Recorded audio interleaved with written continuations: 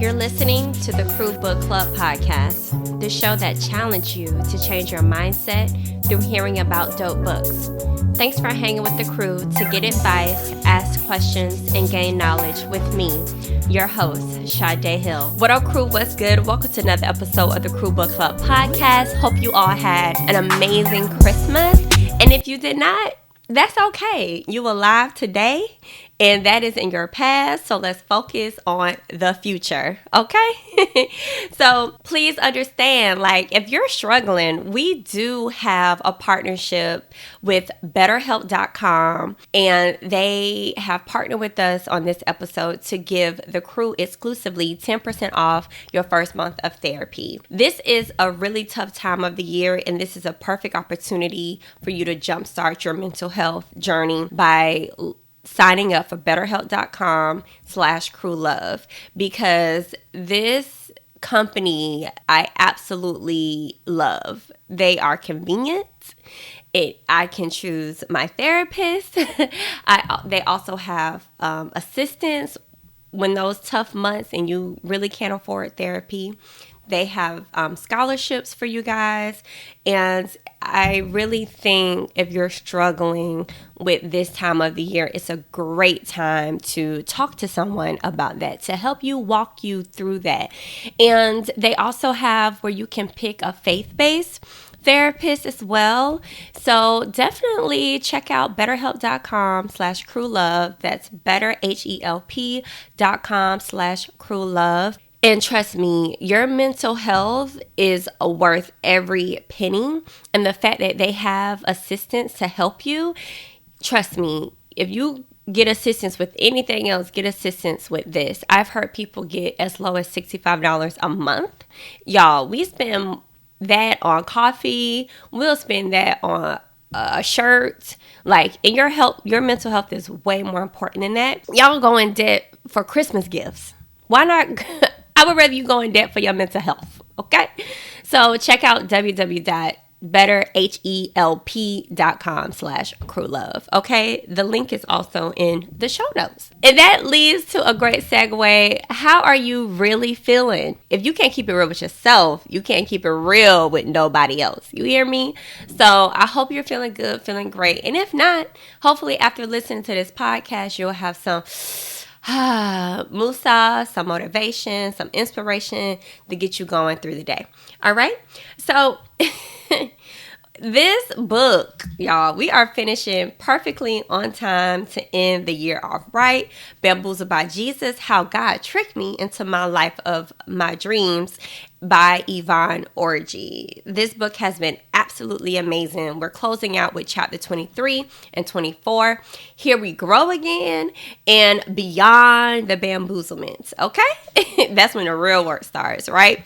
So first, we're going to get into our segment, Who Gon Check Me Boo? He is always checking us, and we deserve a good check because it keeps us what? In check, okay? This check, y'all, woo. It came from a sermon I watched the other day by Bishop Td Jakes in between the fights, okay? This really hits because he focused on two things. He said, you don't choose whom God chooses, and I'm going to unpack that. And even back then, people will bring up your past, all right? And he preached from Acts chapter 9, verses 9. Oh, wait, it was verse 8 through 21. If I'm not mistaken, but the ones that really stood out to me was Acts 9:15 through 16 and Acts 9:21. 15 through 16 read, But the Lord said to Ananias, Go, this man is my chosen instrument to proclaim my name to the Gentiles and their kings and the people of Israel. I will show him how much he must suffer for my name. Now, little background. They're talking about the road to Damascus where Saul, who aka is Paul, was out here killing Christians, okay? He was out here slaying Christians, killing them, telling they shouldn't be believing in God, yada, yada, yada. So God knocks Saul off his horse, off his beast, they call it, and makes him blind. Okay? Now, Ananias is the person who Saul was going to go kill. And God has asked Ananias to pray for Saul. Now, how many of y'all can go out and pray for the person who hurt you, who was intent to kill you, whether that's mentally, physically, emotionally, whatever? But this man, Ananias, was supposed to be killed by Saul. And here go God telling him that he need to go and pray for him, right? And so when I'm listening to this, it really made me bring a lot of perspective of God. You don't choose whom God chooses to help. Like, I could go out here and pick who I want to help and do that. But if God told you to go pray for a particular person, forgive for a particular person, that's the assignment, and you need to do it. And I need to do it. So that part really touched me. And then Acts 9:21 said, all those who heard him were astonished and asked, isn't he the man who raised havoc in Jerusalem among those who call on this name? Talking about God. And hasn't he come here to take them as prisoners to the priest? And that's where even back then people bring up your past. And no matter how much you done changed or done better or doing better, there's always going to be people who question your destiny and what you're doing now. But what did Saul do? Now he Paul, because God done knocked him off his beast. Paul continued to preach the gospel, getting beaten and hurt. After all the way he did and what God was putting him through, he still continued to preach the word. And it also made me think about, you can't tell me that God can't bring you out of anything that you're currently going through. You know, and I always say, and when I'm reading this story, for Saul to be killing Christians, to get knocked off by his beast, to be blind and now beaten while preaching the word from people who didn't believe he could change, it's like, I don't want to go through all of that. So I want to, on my free will, put away all my childish things, hop off my beast myself. And the beast that you could be struggling with, it don't have to be physically an animal and you going out killing people. It could be you hurting people emotionally, you spilling things out of your mouth that you shouldn't, doing things that you shouldn't. And I'm talking to myself as I look into this camera. I would rather try my darn hardest to switch it up before God has to switch it up for me. Okay? Because he not going to play. He going to use you when he ready to use you. And I would rather come in willingly instead of unwillingly and him knocking me off. Okay? And going blind and him putting through whatever he needs to put me through to get me right. So I encourage you to do it now before God come in and have to do it. Okay? All right. So that was the hook on Check Me Boo. God he is always checking me, keeping me in check and in line. And I appreciate it daily. Okay? All right. So let's talk about some crew love. You guys can leave a written review. Give me 5 stars anywhere you can. Okay? Share and tell a friend. That is definitely a way to show some crew love. And visit the website. It's thecrewbookclub.com. And also follow us on social media platforms as Instagram, TikTok, and Fanbase. And also subscribe to our YouTube channel, The Crew Book Club Podcast. Okay, we're so easy to find, baby. You can Google us. Okay, all right. So show me some crew love there. And also remember the book. We have a partnership with Audible. You can get 30-day experience of Audible premium experience. They have audiobooks, wellness programs, theatrical programs, comedy, which is really cool. And Bamboozled by Jesus is on there, and she narrates it. Click that link. It's audibletrial.com/crewlove to get your free 30 days. That will be awesome going into the new year, being busy. You might not be able to sit down and read a book, but you can go and listen to a book. Okay? So we're going to get into this book, Bamboozled by Jesus, chapter 23. Here we grow again. You know, you're constantly growing no matter what, right? So I love this chapter. here we grow again. You guys remember the vote or die mantra by Diddy for the campaign? Well, she has a shirt idea called grow or die. She said that will be equally efficient as highlighting what it takes if we refuse to mature to our best selves. Anything not growing is dying. And it's funny how that ties back into who gonna check me boo. It's like, if you refuse to mature with God, he gonna find a way to mature for you. Okay. All right. So that was on page 229. She opens that up with the grow or die. And then she has on page 230, she says, could God be requiring similar behavior or structural changes from you in order to improve your overall performance? Listen, it's not profitable to you, your relationships, or your business to stay rigid in an old way of doing things. God is calling you higher. Yes. Don't miss the new thing God is trying to do in you because you're stuck on the last thing he did through you.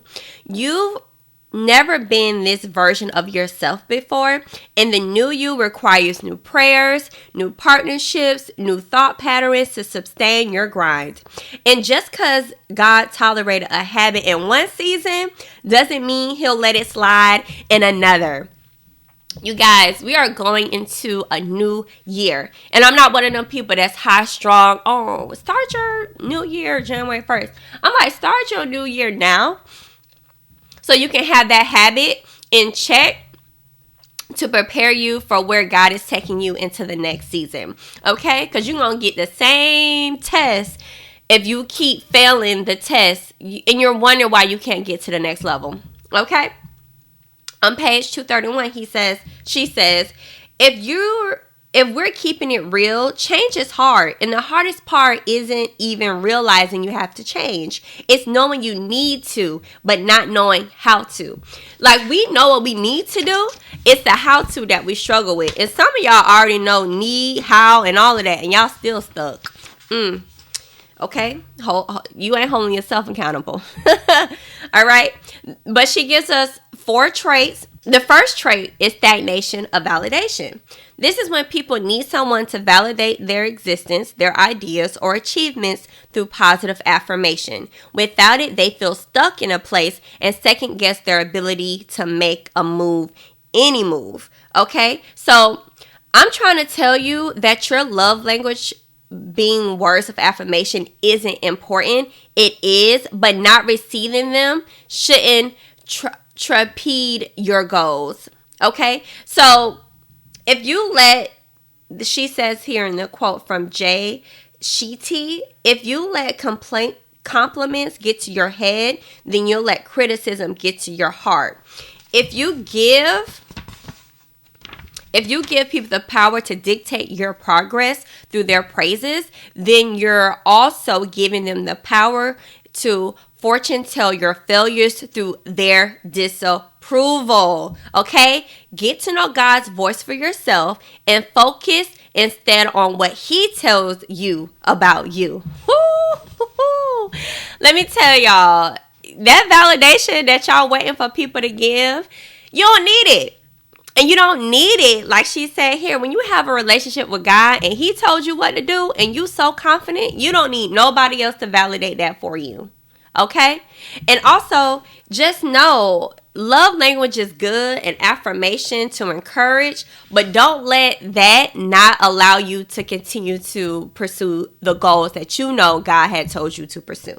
Okay? The second hindrance to growth is the asinine of the cosign. Ooh, girl, we always like somebody to say, yeah, girl, you think I should do this?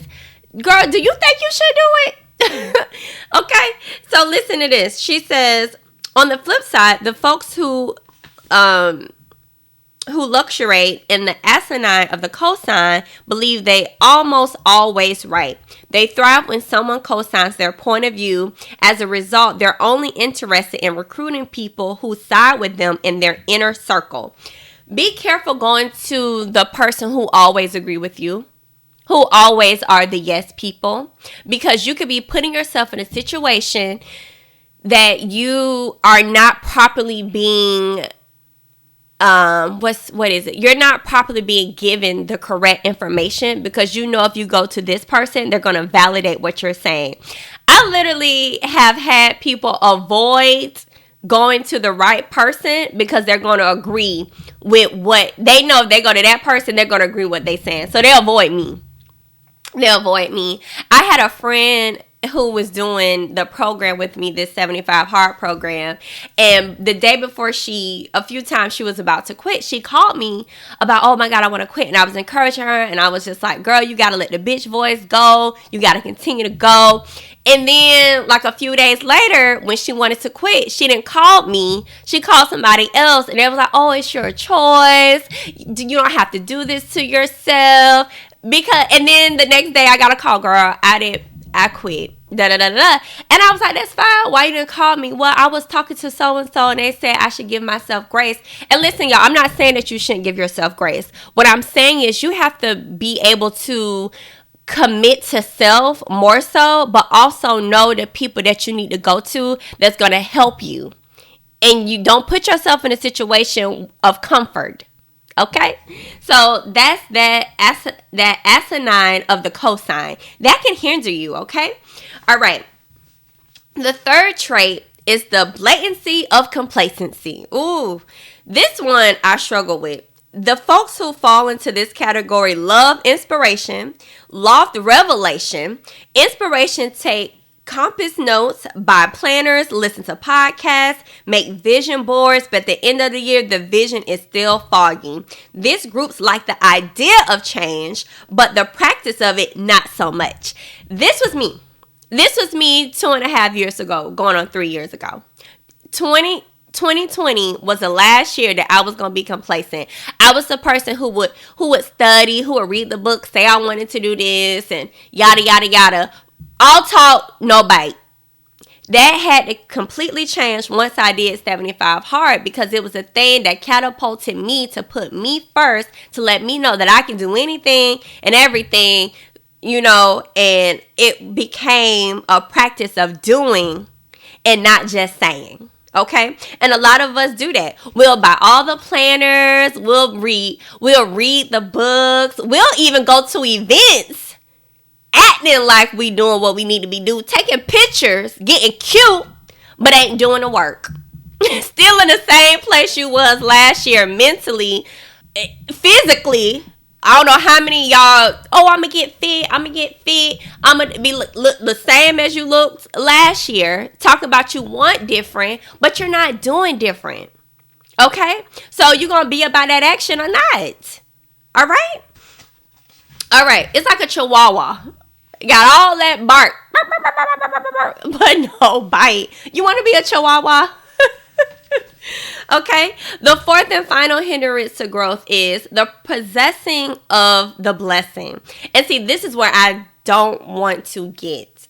I don't want to get to the point, if you obtain the thing you worked so hard for, and shouldn't that inspire you to grow more? But sometimes the blessing can become a burden. A lot of things have to come at me fast, and it's been difficult to make the necessary transitions at times. It's like still being possessed by a poverty mindset. Okay, she said, I had gone without for so long that I was still in conversation mode. As quickly as my own promised land came after 7 years in the wilderness, I didn't know if I would disappear at the same rate. So I would chokehold my blessings for fear of losing them. I had to remind myself a lot of the same principles I'm sharing with you. That doesn't mean it's easy to get used to. So you can be receiving exactly where you were at, the things that you prayed for, but then be staying stuck because you don't want to lose, or you're not enjoying life because you feel like you're going to lose it all at a moment. So don't get so caught up in possessing the blessing that it keeps you from growing. She says here, it's critical to keep people around you who will save you from yourself and challenge you in your growth. Scripture says that the iron sharpens iron, and while it may be uncomfortable at first, it's a lot better than staying dull. Okay? Don't make things so precious that you don't enjoy them. Okay? She says here, Self-care isn't just massage and facials. It's feeding your soul and finding your joy. So be good to you, pull the trigger on what satisfies, and discover what edifies that growth. Oh, this is good. Because, baby, once I'm signed to a network, or hell, I'm my own network, I don't want to be so timid to try new things to catapult myself into another level. That's why now I want to enjoy being uncomfortable, because to get anywhere, you gotta be uncomfortable, y'all. All right. So that was chapter 23. Here we grow again.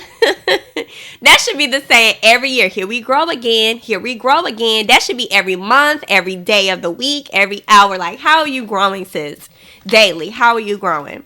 All right. Let's get into chapter 24, beyond the bamboozlement. All right. We've come to the end of the road, y'all, of this book, but this is where it's just getting started. Okay. This is where you done read the book now. Now you got to go do the work. Okay. On page 238, she says, you're just getting started. You still have to live in the aftermath of your bamboozlement. That means getting acclimated with the joy and the responsibility of the blessing. We all want our purpose. We all want to be living this certain lifestyle. But you got to understand, you want to have joy with that thing. Peace. And also, there's a responsibility that comes with the blessing. Okay? She says, 2 final nuggets that I have helped me maintain peace, stability, and a sense of self in the midst of the overflow. She gets this question from a lot of people. What advice would you give someone considering a career in entertainment? And she was like, as I would give to anyone in a career, that is simply be a good human. The quality that never goes out of style. It means being a person of your word, treating others fairly, being honest and kind. You know, the basics, the golden rule, what treat others how you would want to be treated. Okay. Also, being considerate may not cost anything, but it sure does pay off. Everywhere you go, you should give off a fragrance that points people in the goodness of God. Okay? She says, when I leave a room, I want an aura of joy to permeate the atmosphere. What lingers in the air after you exit? Oh, good question. Is it the fragrance of gratitude, or is it the fragrance of bitterness? You get to decide. If it's latter, you can always course correct. So what happens when you leave the room? Think about that. Are you being the person that illuminates the room, or are you being the person that brings down the room? Okay? Check yourself. All right? On page 241, she says, the second nugget I'll leave you with is that being rich with a side order of sorrow is still poverty. If you don't believe me, ask Judas. Just how happy securing the bag left him. You know what Judas did? She gonna tell you right here. At the time, he thought it was a good idea to backstab his best friend, she said BFF Jesus, in exchange for 30 silver coins. When he realized he made a terrible mistake, it was too late. Jesus was already sent to be crucified. The thing he did get rich quick, but left him poor in spirit and in life. What are you selling your soul for? Ooh, what are you selling your soul for? Like, what are you sacrificing for the bag? Are you sacrificing your relationships? Are you sacrificing your integrity? Are you sacrificing your reputation? Like, y'all, all we have is our name. All you have is your name. Okay? And for me, I said on the last episode, I have to constantly ask myself, okay, I want to subject my flesh so God's spirit can shine through. And I'm also, okay, you know that band, the What Would Jesus Do band? I still have that conversation in my head. I'd be like, okay, God, what would Jesus do? And I'm not saying you're going to be perfect all the time, because let me tell you, I'm darn short of perfection. Okay? The difference is I trust God and I rely on his grace and mercy, but I'm constantly trying to do better. And I can constantly acknowledge my wrongs and my faults, so that way I can move forward with honesty and integrity. Y'all, it's times that I done lied about things, and I can't even lie. I end up going back and being like, you know what? That wasn't even the truth. This is what really happened. Like, it always ends up coming out because when I can't live with myself, and how I'm going to say I'm a person of honesty and integrity, but it's not across the board. Even with myself. That's why completing this program is so important. Like, whatever I say that I'm going to do, I need to be able to do it with myself. So that way I can carry that same practice in my life. From my business to my relationships. So it could be straight up across the board. Because you have to practice that from within before you can do that with anything else. Okay? So that was the nugget, the second nugget. She also says here, you can have all the riches in the world, because she was talking about a friend who texts her, a very successful actress, and they were asking her how to, for advice, and she was shocked. They had all the money, all the followers, but they were not happy. She says, ask yourself often, are you happy? Because money is not associated with happiness. It does make things happier, but you can still have all of that. Look at some of the most famous people with money who still committed suicide. All right? She says, we're the only ones who can define what happiness means to us. Okay? She says, I found myself in a weird place where I was getting everything I worked so hard for, but something still felt empty. I had placed unrealistic expectations on what would happen once I finally made it.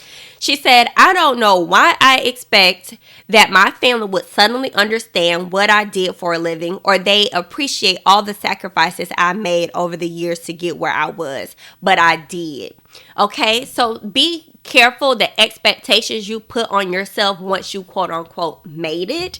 And then she goes down to say on page 243, once I realized that my feelings were robbing me of my happiness, I decided to love my family exactly where they were at, not where I wanted them to be. Okay, these are your blessings. Jesus bamboozled you into them. Don't let the devil trick you out of them. Because the devil will easily play tricks on you when you headed in the right direction and you try to do the right thing. Because he's not going to mess with people that don't have a purpose. Okay? So as hard as he messing with you, understand you need to fight through that, because there's destiny beyond that and a goal that you need to achieve. And for the people like, well, devil ain't fighting me, then what you doing? That because the devil can be looking like, I don't need to fight y'all no more. You good. You ain't doing nothing that God asked you to do anyway, so I ain't gonna bother. But the person who is trying and fighting in their mind that they know they got something big inside of them, that's who the devil gonna attack the most. Okay, because you know what you got. But if you don't know what you got, the devil gonna leave you alone, because you ain't doing nothing anyway. All right. So she ends the last chapter off with this. She says, your life should also inspire others to want to get in on it too. I hope being bamboozled by Jesus is everything you never imagined it would be, and it makes you everything you always believed you could be. I don't know your struggles, but I do know that you are necessary and your supply is abundant, and personally, I can't wait to be the beneficiary of your bamboozlement. Hey, Yvonne, I can't wait to meet you, girl, because I'm going to just tell you how much this book touch me, and we're gonna have a bamboozlement conversation, okay? Because I was definitely bamboozled into podcasting. All right, she also has this really cool bamboozled beliefs where it's like these mantras that she left in the back of the book. And it was 31 mantras. One of my top 3 currently, because they could change based on my circumstance and what I'm going through. But right now, I like the 3 that said, I believe that no one else can be me, so I will stop discounting my greatness. I believe I'm an asset to my community, and anyone who comes in contact with me is instantly blessed. Listen, I believe that nothing and no one can stop my plans that God has for my life, not even me. You know, these right now are my top 3 because that's where I'm at in life. And I'm pretty sure out of 31 mantras in the back of this book, you'll be able to find one too. All right, let's get into the challenge of the week. That was the end of Bamboozled by Jesus. Such a good series, and I can't wait to get into our next book starting off next month. Oh, get ready. So you guys definitely want to tune in to that. Okay. So the challenge of the week is give one, get one challenge. And it was inspired by the Bamboozled by Jesus book on page 240. And it reads, you never know who might literally be dying to hear something nice today. So I'm officially starting the hashtag give one, get one challenge. I dare you to go out of your way to compliment at least one person a day for the next month. What a great way to start off the new year, right, y'all? She says here, you can most certainly acknowledge someone else's brilliance without diminishing your shine. This is so good. So encouraging someone while you encourage yourself could be the best thing for you. Okay, staring at someone, making them uncomfortable. If you have something great to say, just say it, sis. Like, you never know what they may be needing, and in return, someone can do the same things for you. We can all afford to say something nice. So go out this week and give one, get one challenge by complimenting someone on their brilliance. Okay?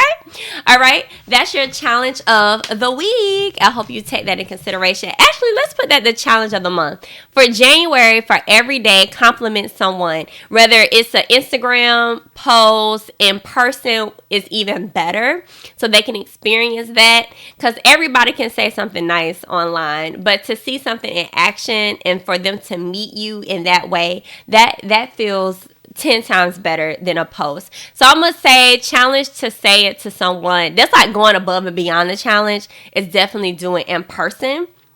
But if you do it through social media, that's perfectly fine too. Or even texting one of your friends. But find a way to compliment someone every day next month. Okay?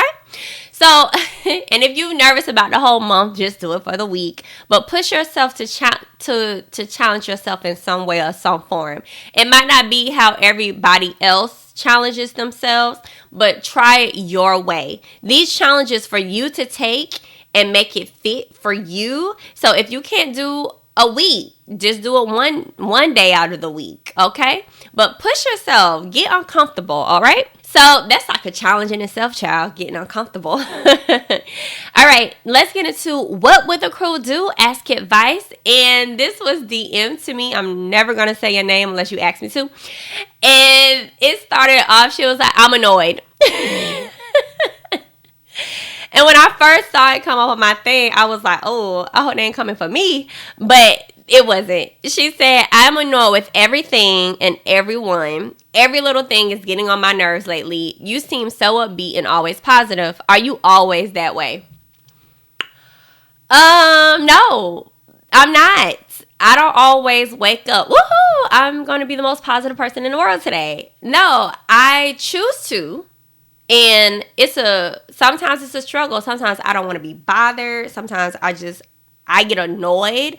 I get frustrated, especially when I have a schedule to stick to. And then a whole bunch of things starts to go out of place. Like early this week, I felt like I was getting tested about my patience and my vexing attitude when things are out of whack. I ran over my phone. The garage door wasn't working. My Wi-Fi wasn't working. It was all happening at the same time, and I couldn't work out, so it threw it off a schedule where I missed a real estate class that I wanted to go to, and I was stuck at the cell phone place for like 45 minutes, and I was just very annoyed. At the same time, I was just like, let's focus on the bigger picture. I can afford to get another phone. I can fix a garage. The Wi-Fi can be fixed. All these things can be taken care of. I have food. I have a car. I have family. So when I'm getting annoyed with certain things, I pivot and I look at the fact that, yeah, the tire might blow, but thank God we can afford the tire to be fixed. Right? Yeah, this deal may have fallen through, but thank God, God is still providing food and my needs are taken care of.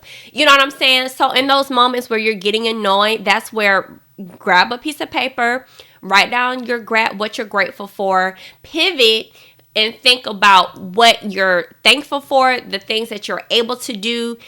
So that's what I do when And I'm not talking about just physical things. When you get annoyed with a loved one or your job, girl, thank God you got a job. You know how many people get laid off? Okay, thank God that you have family. You know how many people are dying and committing suicide. So yes, we all get annoyed and vexed. We all get vexed.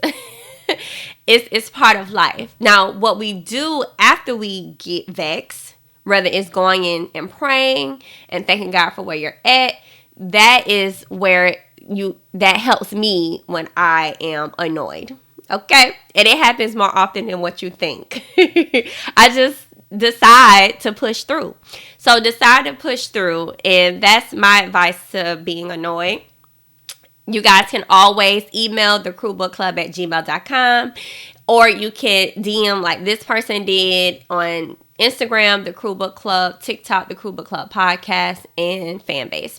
All right. So hopefully that helps you guys. All right. And we can't end the episode without a quote of the week. The quote of the week comes from the book Bamboozled by Jesus, but she quoted Wayne Dyer in it, saying, "Our lives are a total of choices we've made." Okay. What's your life adding up to? Okay. Y'all, what are you doing that's summing up your life? All right. And the choices, that goes back to the What Would the Crew Do Ask Advice about being annoyed. All right. Let's look at the choices that we're making and what are they adding up to? Are they adding up to you putting yourself in positions of not being happy? Then we need to pivot the choices that we make. All right. So go out and make the best decision for you, because no one else will, and make the best choices that will pivot your life to add up to the life of happiness that you desire. Thank you guys for always locking in and tuning in with the Crew Book Club podcast. I will see you all next year. Happy New Year. Enjoy the ending of this year, baby, because we is about to take over in 2023. Hey! Want to be a part of the crew? Hit that follow button so you'll never miss an episode. And while you're at it, I would appreciate you showing crew love by rating the show on iTunes and Spotify. Don't keep all this goodness to yourself. Share and tell a friend so your whole crew can be growing with you. Let me be the first to tell you, welcome to the crew.